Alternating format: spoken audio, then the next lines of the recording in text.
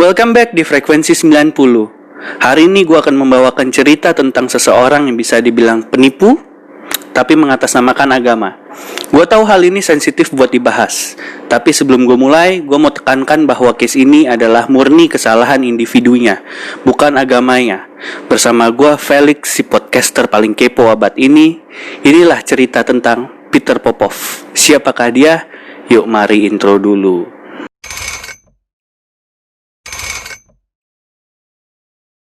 Peter Popov lahir di Berlin Timur, Jerman pada tanggal 2 Juli 1946. Ia dan kedua orang tuanya berimigrasi ke Amerika dan ia pun lulus pada tahun 1970 di University of California, Santa Barbara. Saat pindah ke Amerika Serikat, ayah Peter Popov itu sendiri sudah aktif sebagai pengkhotbah atau preacher di acara KKR. Pada tahun 1960-an, ia pun mengikuti jejak sang ayah menjadi preacher atau pengkhotbah di acara-acara KKR. Dia bisa menyembuhkan orang sakit, dia bisa membaca masa depan, sehingga ia mendapatkan julukan dari orang-orang The Miracle Boy Evangelist. Pada tahun 1971, Peter Popov pun menikahi wanita yang bernama Elizabeth. Dia dan istrinya itu menetap di Upland, California, dan Elizabeth pun aktif untuk mengikuti ministrinya si Peter Popov ini. Pada tahun 1980-an, era di mana Peter Popov juga bisa dibilang ini adalah era-era kemasannya atau puncak-puncaknya Peter Popov ini menjamah masyarakat, menyebarkan penyembuhan dan lain-lain menurut dia gitu. Nah, di sini televisi-televisi di United States sana banyak melakukan penyiaran secara nasional terhadap kegiatannya Peter Popov ini. Menjadi daya tarik utama terhadap Peter Popov ini pada penyampaiannya terhadap audiens atau masyarakat atau orang-orang di sana. Peter Popov ini menganjurkan untuk orang-orang atau audiens yang hadir di KKR-nya itu membuang semua resep, membuang semua pil obat yang mereka punya, dan meyakinkan bahwa Peter Popov bisa menyembuhkan penyakit-penyakit bahkan yang tidak bisa disembuhkan. Yang menurut gua hal ini agak absurd atau bisa juga dibilang nggak masuk logika. Anjuran-anjuran yang disampaikan Peter Popov ini adalah menurut gue pribadi murni musik, guys. Karena di Alkitab itu pun sendiri memang kita diajarkan untuk percaya.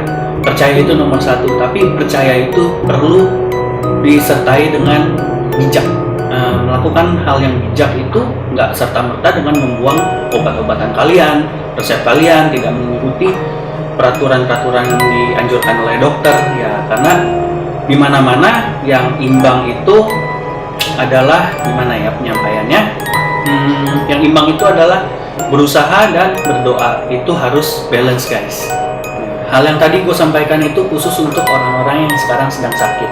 Nah, tapi kalau untuk orang-orang yang sekarang sedang mengalami kesusahan yang berbeda, mungkin dari pekerjaan atau sedang mencari uang, sekarang lagi zamannya lagi susah, jangan kehilangan harapan. Harapan itu nomor satu, berdoa itu nomor satu, tetapi tetap disertai dengan usaha dan kerja keras kalian. Jadi tidak ada yang instan di dunia ini ya, guys. Jadi balik ke ceritanya Peter Popov ini, guys.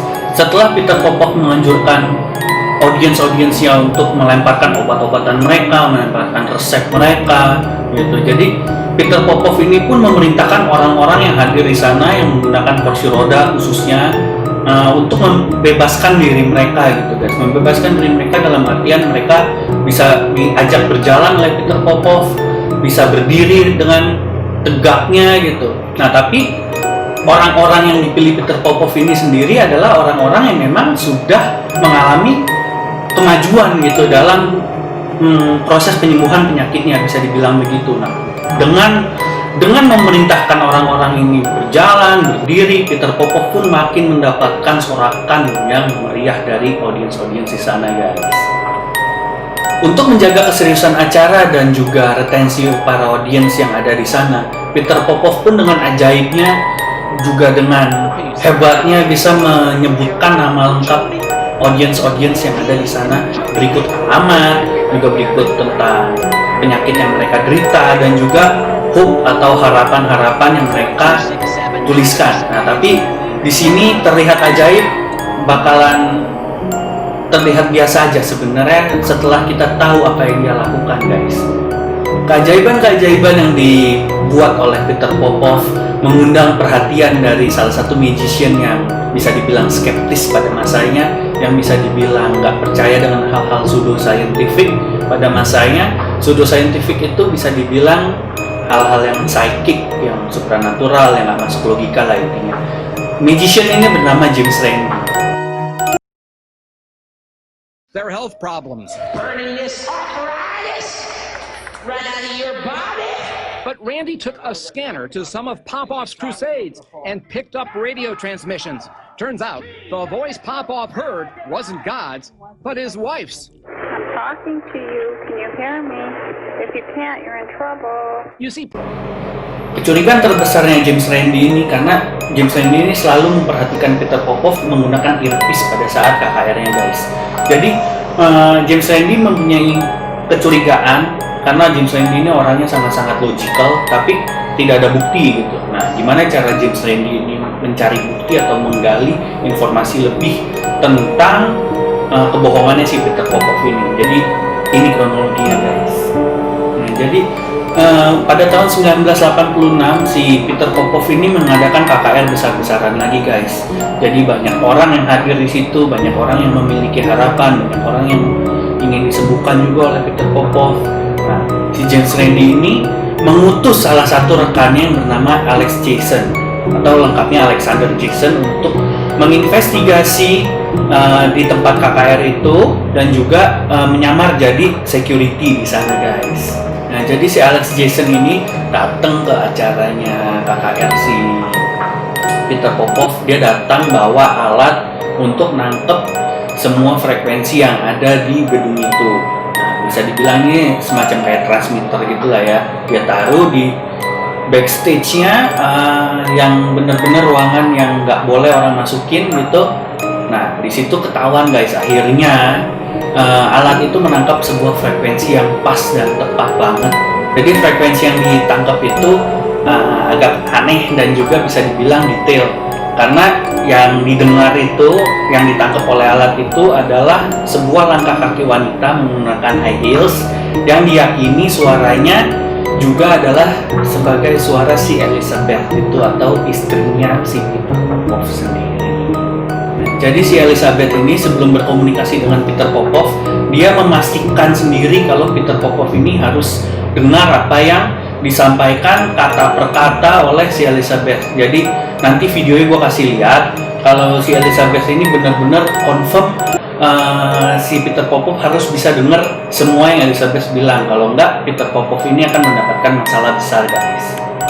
Makanya tadi gue udah bilang kalau kita tahu isi dapurnya si Peter Popov ini, rahasia dibalik semua keajaibannya dia, sebenarnya Peter Popov ini nggak lebih dari pembohong besar, guys. Nah, ini jadi menurut gua adalah hal-hal yang sangat mengerikan karena Peter Popov ini berani membodohi orang banyak dan berbohong mengatasnamakan agama. Jadi modus yang digunakan oleh istrinya si Peter Popov ini sebenarnya simple, guys.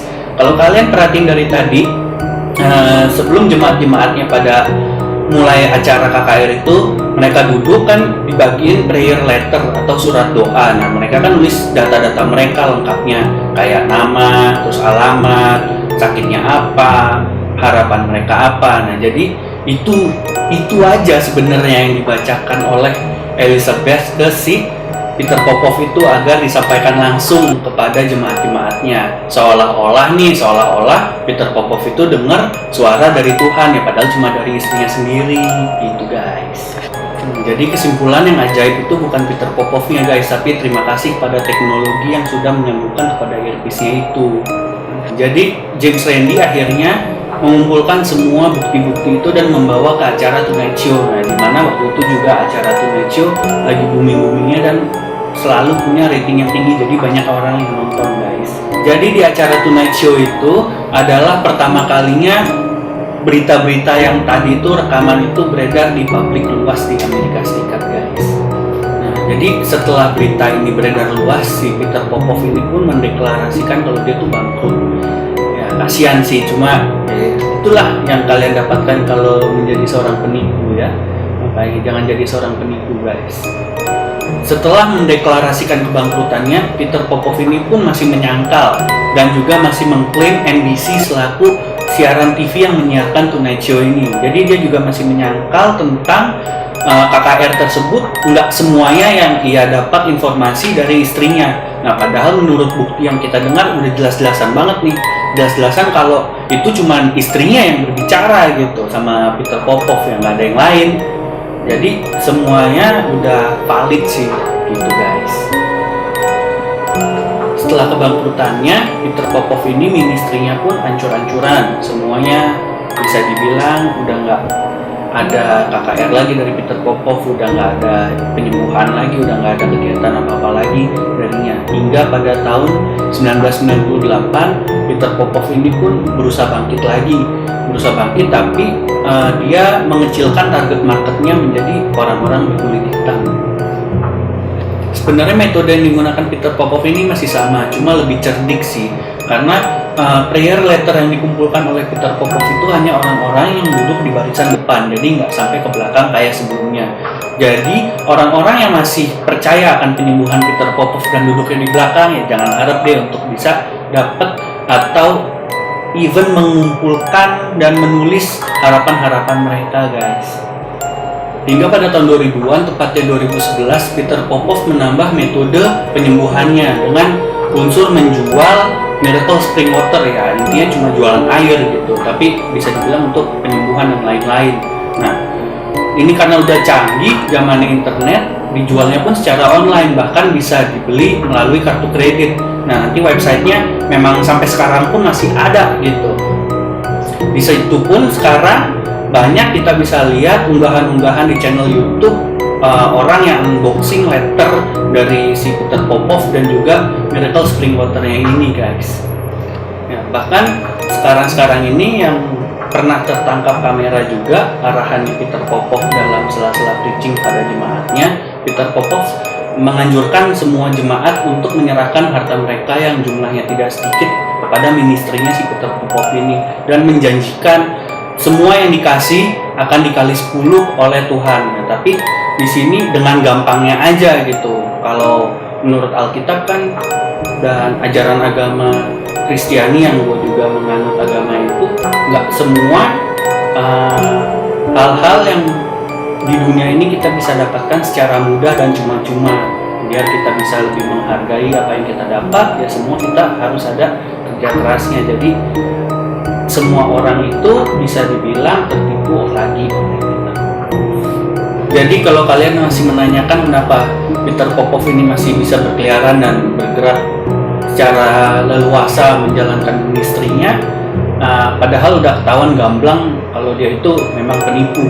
Nah, ini gue juga nggak tahu kenapa, karena memang nggak ada koridor hukum yang jelas di sana di Amerika untuk mempidanakan seorang Peter Popov ini. Dan juga Peter Popov bisa dibilang hanya salah satu dari banyak orang yang melakukan hal yang sama dengan metode penipuan yang sama juga guys. Jadi ya begitu singkat ceritanya.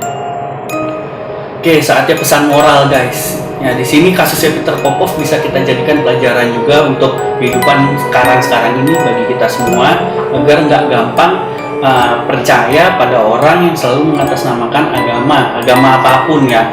Ini khususnya kalau memang menurut kalian apa yang mereka ucapkan tidak masuk logika, ya sebaiknya jangan dipercaya gitu, karena Tuhan kan menciptakan manusia dengan akal budi gitu, dengan akal budi yang memiliki logika. Itu yang membedakan manusia dengan makhluk-makhluk hidup lainnya.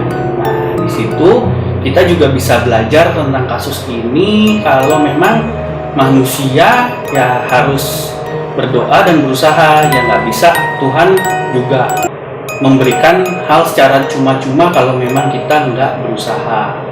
Nah, jadi buat kalian yang ngedengerin ini jangan baper, karena di sini gue nggak bermaksud buat ngejelekin satu pihak atau satu bisa dibilang kepercayaan, apalagi agama ini kan sangat-sangat sensitif karena memang ini sebuah kepercayaan. Nah, jadi ini udah memang ada buktinya semua, gue cuma ceritain lagi gitu ke kalian.